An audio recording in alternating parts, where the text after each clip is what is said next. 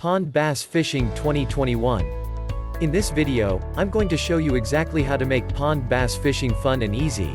You'll learn how to quickly select ponds with the most fish in them. And you'll see the secret lures that make bass fishing easy anywhere in the country. So let's get started.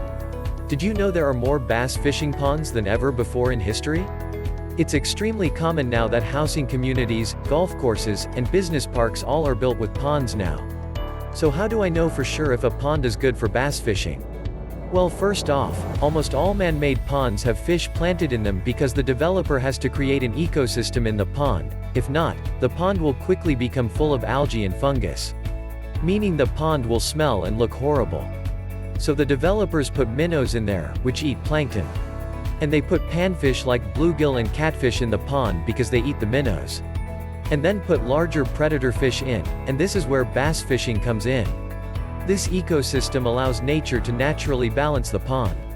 So here's how to go about easily finding ponds that have good bass fishing. Look them up on Google Maps or Google Earth and see what it looks like. See what color the water is, and compare it to other ponds around the area. I've seen ponds in a golf course and noticed, from aerial footage, that 3 of them are clear blue and 1 of them looks greenish blue. You can bet the one with the darker water will be more suited for bass fishing. Once you get there, here's how to break down the pond further. Walk the shoreline while looking into the water to see if you can see any fish or signs of fish. Using Polaroid sunglasses will help you see into the water much better. See if you see any minnows or bluegill. These are great signs that it might be a pond to try bass fishing in. Another big indication is, does the pond have grass or weeds in the water or cover like logs or rocks in the water? Ponds with a lot of this have a higher potential of having good bass fishing. Next, look for ponds with a hard bottom. Predator fish need a hard bottom to have healthy spawning seasons, so if an entire pond shoreline is mud and clay, there's not likely to be good spawning seasons, so the number of predatory fish will be minimized. Next, go bass fishing there. Start off by trying simple lures that you have confidence in. Never go to a new pond and use a new lure. That could be a major double whammy. Fish high percentage colors like green pumpkin, black and blue, and watermelon red flake. Don't get fancy with your colors yet, because at this point, you just want to put the odds in your favor. Also, fish the entire pond, or fish as many different types of cover as you can. If it's a big pond, break it down into 2, 3, or 4 sections and fish each section, one at a time, one day at a time if needed. You don't have to fish the entire pond the same day. But don't make one of the biggest mistakes pond fishermen make by always fishing the same spots and never getting around the pond. You don't know if the best spots are on the other side, so make sure you fish as much of the pond as possible. Largemouth and smallmouth are opportunistic feeders, meaning they'll put something in their mouth even if they are not hungry, because they just want to kill it. And they don't want it around them. So with that in mind, when you first walk up to a pond, make at least 1 cast down the bank on each section of the bank.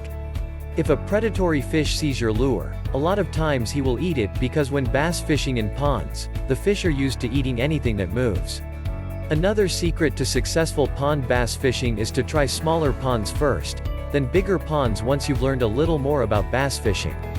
In smaller ponds, you have less water to cover, less areas for the fish to hide, and if they get off the bank you can still reach them with a cast. On a bigger pond, they can swim anywhere and be harder to locate if you're new. Another hot tip.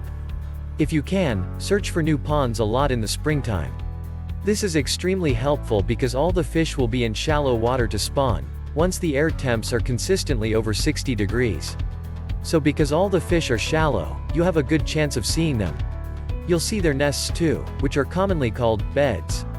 And, by walking the entire pond in the springtime, if you see no fish and no beds, the pond probably has poor bass fishing. Lastly, nothing can replace time on the water.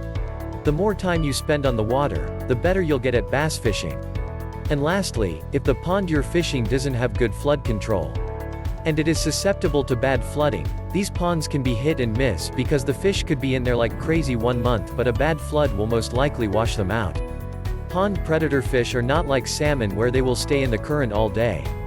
A largemouth will dart into the current to eat, but that's it.